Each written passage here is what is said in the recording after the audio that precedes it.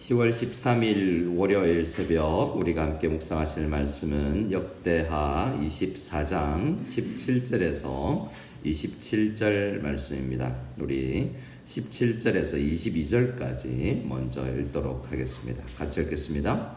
여호야다가 죽은 후에 유다 방백들이 와서 왕에게 절하매 왕이 그들의 말을 듣고 그의 조상들의 하나님 여호와의 전을 버리고 아세라 목상과 우상을 섬겼으므로 그 죄로 말미암아 진노가 유다와 예루살렘에 임하니라.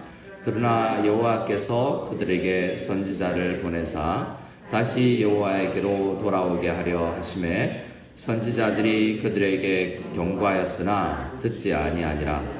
이에 하나님의 영이 제사장 여호야다의 아들 스가랴를 감동시키심에 그가 백성 앞에 높이 서서 그들에게 이르되 하나님이 이같이 말씀하시기를 너희가 어찌하여 여호와의 명령을 거역하여 스스로 형통하지 못하게 하느냐 하셨나니 너희가 여호와를 버렸으므로 여호와께서도 너희를 버리셨느니라 하나 우리가 함께 꾀하고 왕의 명령을 따라 그를 여호와의 던뜰 안에서 돌로 쳐 죽였더라. 요아스 왕이 이와 같이 스가랴의 아버지 여호야다가 베푼 은혜를 기억하지 아니하고 그의 아들을 죽이니 그가 죽을 때 이르되 여호와는 감찰하시고 신원하여 주옵소서 하니라. 아멘. 오늘은 이제 그 요아스 왕이 마무리를 당하는 마무리가 되는 부분을 묵상하게 됩니다. 앞으로 요아스와 아마샤 그리고 그 이후에 세 왕이 비슷한 결말을 맞이하게 되는데요. 처음에는 잘 하는 듯 하다가 결말이 좋지 않은 용두사미 신앙을 보이게 됩니다. 여러분 아시다시피 여호야다가 죽었죠. 여호야다가 어떤 사람입니까? 나이가 한 100살이나 되었을 때 99세쯤 되었을 때 이 요아스 왕을 왕으로 세우고 그 전에 한 80, 90세가 넘어서 이 요아스를 성전에서 숨겨서 키웠던 사람 아닙니까? 그러니까 그의 말년에 굉장히 큰 용기를 내어서 이 요아스 왕을 위해서 헌신했던 사람이 여호야다 제사장입니다. 여호야다 제사장은 우리 24장 15절에 보니 여호야다가 나이가 많고 늙어서 죽으니 죽을 때 130세다라고 이야기합니다. 그 정도 하나님께서 오래 살게 하시면서 그에게 사명을 감당하게 하셨는데 17절에 보면 여호야다 제사장이 죽은 후에는 어떻게 됩니까? 그가 완전 돌아서 버리죠. 그가 요아스 왕이 돌아서게 되는 계기가 있는데 17절에 무엇 때문이라고 이야기합니까? 유다 방백들이 그러니까 이 유다 나라 안에 있는 어떤 정치 세력들이 있습니다. 항상 그렇지만 야당이 있고 여당이 있고 지금 어떤 계파가 잡는지 중국에도 당이 하나가 있다고 하지만 그 전통적으로 태자당, 상하이방 이렇게 어떤 라인들이 있습니다. 그래서 유다 방백들이라는 이 사람들은 여호야다 생전에는 뭔가 힘을 발휘하지 못하다가 여호야다가 죽었으니 우리가 이제 한번 득세해보자 라고 하던 그러니까 이 얼마 전에 북이스라엘에서 이사온 누굽니까? 시집온 아달랴의 그 어떤 잔당들이라고도 할 수 있겠습니다. 그만큼 그 세력들이 여전히 유다 안에 자리 잡고 있었던 것이죠. 그들이 다시 일어서기를 원하는 것이었습니다. 그래서 유다 방백들이 와서 왕에게 절했습니다. 여기서 절하다라는 우리 한글의 절하다라는 표현은 성경에 거의 하나님 외에는 사용하지 않는 단어입니다. 하나님께만 절하고 한 번 유일하게 기록되었다면 이 다윗 왕 앞에 절했던 이 타작마당 앞에서 절했던 그때 한 번 이제 그 절하다라는 이야기가 이 선지자 사람에게만 쓰였지 한 번도 하나님 외에는 쓰였던 단어가 쓰이지 않았던 단어입니다. 그만큼 이 사람들이 아주 심하게 하나님을 대하듯이 요아스를 지금 대했다는 거죠. 뭔가 그 안에 입에 혀처럼 뭔가 놀았던 가머니설로 그들을 이 요아스 왕을 뭔가 휘어잡았던 내용을 보게 됩니다. 그래서 왕이 그들의 말을 듣습니다. 그리고 여호야다의 이야기, 여호야다가 거의 30년 넘게, 아니 40년 동안 여호야다 안에서 뭔가 그가 다스림을 받았지 않습니까? 뭔가 이제는 좀 벗어나 보고 싶다라는 생각이 들었을 수도 있죠. 어찌됐든 그 자세하게 이야기는 유다 방백하지 않고 유다 방백들의 영향력이 있다라고 이야기합니다. 그러니까 이 요아스 왕의 상황은 누구인가 의지하는 신앙이에요. 그러니까 하나님의 온전히 뭔가 의지하는 것이 아니라 여호야다 참으로 괜찮은 사람에게 의지했을 때는 그가 여호와의 성전을 건축하기도 하고 보수하기도 했지만, 그러니까 다른 사람을 의지하니까 꼭 그 사람에게 넘어가 버리는 너무 사람 중심적인 신앙을 가졌던 것이 아닌가라고 생각해 버리게 됩니다. 18절 말씀에 보면 그래서 그의 조상들의 하나님 여호와의 전을 버리고 아세라 목상과 우상을 섬겼습니다.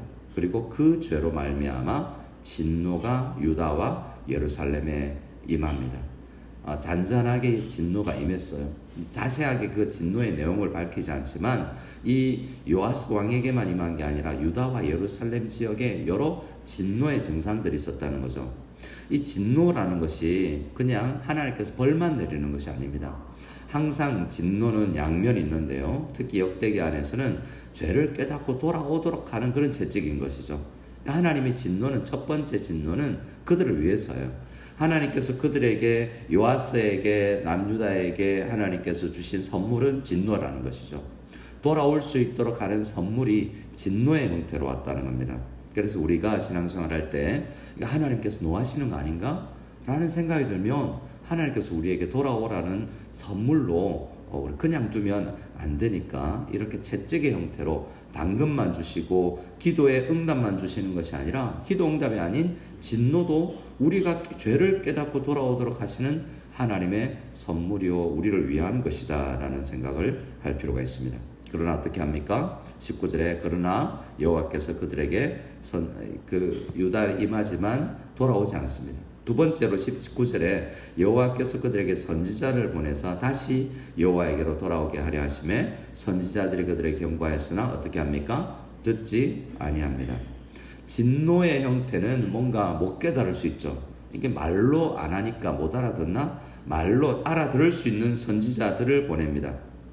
하나님의 말씀, 우리 역대하 36장 마지막 장에 가보면 하나님께서 백성들을 사랑하여서 부지런히 선지자들을 보내셨다라는 이야기를 합니다. 그래서 부지런히 하나님께서는 우리를 위해서 여러 번 선지자를 보내시고 깨닫도록 하시고, 설교는 이 세상에 얼마나 많습니까? 그런데 그냥 재미있는 이야기로, 그때 이야기로나 역사 이야기로 듣고 나에게 주시는 말씀으로 듣지 않으면 듣지 않은 것이죠. 그래서 그때 요아스에게는 그랬구나가 아니라 하나님께서 오늘 큐티를 하거나 우리가 설교를 들을 때 하나님께서 나한테 진노가 임하셨나? 하나님께서 이게 나에게 선지자처럼 누군가를 통해서 나에게 말씀하시나? 라고 우리가 받아들일 줄 아는 열린 귀가 있어야 되는데 요아스는 그러지 못했다는 것입니다.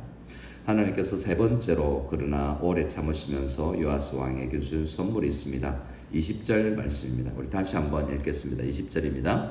이에 하나님의 영이 제사장 여호야다의 아들 스가랴를 감동시키매 그가 백성 앞에 높이 서서 그들에게 이르되 하나님이 이같이 말씀하시기를 너희가 어찌하여 여호와의 명령을 거역하여 스스로 형통하지 못하게 하느냐 하셨나니 너희가 여호와를 버렸으므로 여호와께서도 너희를 버리셨느니라 하나. 네, 그의 말도 듣지 않죠. 세 번째 선물은 뭡니까? 선지자들로 안 되겠구나. 이 일반적으로 쓰임받던 선지자가 아닌 스가랴 제사장의 아들이죠. 지금 얼마 전 130살에 죽은 그 자기를 어린 핏덩이를 기른 요아스 왕을 성전 안에 숨겨서 키워줬던 그 제사장의 아들 아닙니까?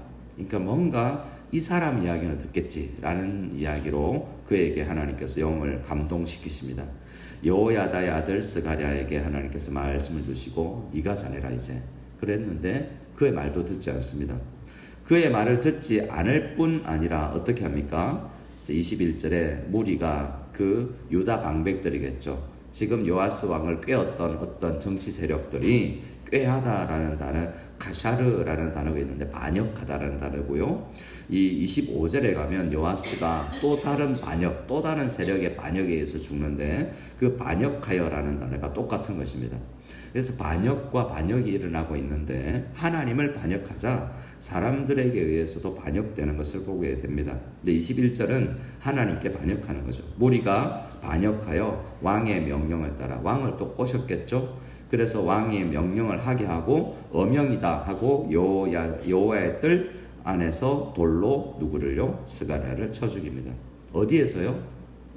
여호와의 전에서요. 여호와의 전이 어떤 곳입니까? 여호와의 전은 요아스 왕이 자랐던 곳이에요.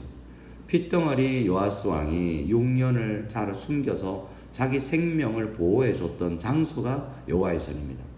그런데 그걸 아무리 어렸다 해도 자기가 기억이 있을 텐데 여호와의 전에서 생명을 살려야 되는 성전에서 그것도 하나님의 말씀을 전하는 사람을 죽였습니다. 이건 아달랴를 죽일 때도 여호야다 제사장이 성전에서는 안 된다. 그 악한 사람을 죽일 때도 성전에서는 안 된다고 했던 그 성전입니다. 이제 성전을 그는 또 성전이 어떤 지역입니까? 요아스에게 그가 성전을 보수했었잖아요. 그가 보수했던 성전에서 또 사람을 죽이는 모습을 볼 수 있습니다. 그렇게 하나님을 은혜를 기억하지 않고 있어요. 22절에 요아스가 왕이 이와 같이 스가랴의 아버지 여호야다가 그 말년의 인생의 노년에 베푼 그 은혜를 기억하지 아니한 것이 죄다라고 이야기합니다. 그리고 죽어가는 그 아들 스가랴는 이렇게 기도하죠. 여호와의 22절의 마지막에 그가 죽을 때에 이르되 여호와여 감찰하시고 신원하여 주옵소서. 요한계시록의 말씀에 보면 많은 신자들이 이렇게 순교해 나가는데 그 순교회를 하나님께서 어떻게 들으십니까? 23절에서 27절까지는 사실 죽어가는 스가랴의 기도의 응답이라고 할 수 있습니다. 하나님, 나 이렇게 죽어가는데 이래도 정말 너무 답답합니다. 내가 죽을 수는 있으나 우리나라가 어떻게 될 형편인지 모르겠습니다. 이렇게 순교할 때 하나님께서는 이제 크게 깨닫게 하기 위해서 23절에 1주년 1년이 지나자 아람 군대가 요아스를 쳐들어오게 됩니다. 아람 군대가 쳐들어와서 아람 군대가 많이 오지도 않아요. 24절에 보면 아람 군대가 어떤 무리로 왔습니까? 적은 무리로 왔는데 여호와께서 어떻게 해요? 심히 큰 유다 군대를 이 적은 아람 군대에 넘겨버렸다는 거죠. 역대기 기자인 우리 에스라는 항상 이 바벨론에 나중에 포로로 끌려갈 때도 바벨론 왕 느부갓네살이 힘이 센 것처럼 그는 생각했겠지만 이건 하나님이 넘겨주신 것이다 라고 표현하죠. 역사를 하나님의 능력 안에서 역사 안에서 해석하고 있습니다. 그뿐만 아니라 그 전쟁에서 25절에 요아스가 크게 부상을 당합니다. 그래서 버려짐 당한 요아스가 침상에 누워 있는데 어떻게 됩니까? 또 다른 신하들이 또 다른 정치 세력이 일어나서 이 요아스 왕을 죽여버립니다. 시해를 하는 거죠. 근데 그 이유가 있는데요. 25절입니다. 같이 읽어볼까요? 요아스가 크게 부상함에 적군이 그를 버리고 간 후에 그의 신하들이 제사장 여호야다의 아들들의 피로 말미암아 반역하여 그의 침상에서 쳐 죽인지라. 다윗성에 장사하였으나 왕들의 묘실에는 장사하지 아니하였더라. 그가 이렇게 죽임을 당한 이유는 스가랴를 죽였기 때문이에요. 그를 뭔가 흠모하고 있던 사람들인데 그 실명들이 26절에 반역한 사람들의 이름을 나오는데 어떤 의미의 반역인지는 몰라도 스가랴가 죽임당한 것에 대해서 불만을 품고 있던 사람들이 요아스를 죽이게 됩니다. 칼로 일어선 자가 칼로 망하게 되는 것을 보게 되죠. 그리고 어떻습니까? 적은 무리가 왔으나 큰 군대가 지지 않습니까? 58만으로 100만을 이겼던 나라가 유다 아닙니까? 그리고 여호사밧 왕은 어떻게 했습니까? 우리가 여호와를 신뢰하자. 하나님의 선지자를 신뢰하자. 그러면 우리가 서게 될 것이다. 그러면 우리가 형통하게 될 것이라고 했던 왕들이 있었지 않습니까? 여호와를 신뢰하지 않으니까 이렇게 많은 무리로도 적은 무리를 이길 수 없는 현상이 일어나게 되는 거죠. 우리 역대기를 통해서 배우는 게 뭡니까? 우리의 힘의 크고 작음이 아니라 여호와를 얼마나 신뢰하고 여호와 하나님께서 보낸 선지자를 얼마나 신뢰하고 하나님께서 우리가 진노의 형태라 할지라도 우리 인생을 하나님의 역사로 해석해내는 능력이 우리에 있을 때 우리가 진정한 성공을 받아 누릴 수 있습니다. 요아스는 결국 그가 다윗 성에는 장사되었지만 왕들의 묘지에는 장사되지 못하는 수치를 마지막에 당하게 되죠. 우리 용두삼위 신앙이 아니라 우리가 날이 가면 날이 갈수록 육체는 점점 노후에 가고 부패해서 가지만 영은 날마다 주님 안에 가까이 갈 수 있는 깨어있는 우리들이 다 될 수 있기를 소원합니다. 우리 간절히 기도할 때 나라의 흥망성쇠가 우리의 신앙에 달려있으니 하나님 우리가 기도할 때 우리의 기도를 들어주시옵소서. 간절히 기도하며 나가기를 원합니다. 우리나라를 위해서도 이 아침에 기도할 때 하나님 우리 조국 대한민국을 위해서 늘 깨어서 좌나 우가 아니라 정말 하나님 앞에서 신실한 우리 정치가 될 수 있도록 도와주시고 특별히 정치권 안에 신실한 그리스도인 정치인들이 많이 나올 수 있도록 도와주시고 교회만 다니는 정치인이 아니라 정말 신실한 정치인들이 많이 나오게 도와달라고 기도하고 우리 필리핀 땅의 정치를 위해서도 국민을 위해서 통치하는 우리 정권이 될 수 있도록 해달라고 미미의 정말 답이 안 나와 보이는 이 필리핀 땅을 위해서도 이 아침에 함께 기도하기를 원합니다.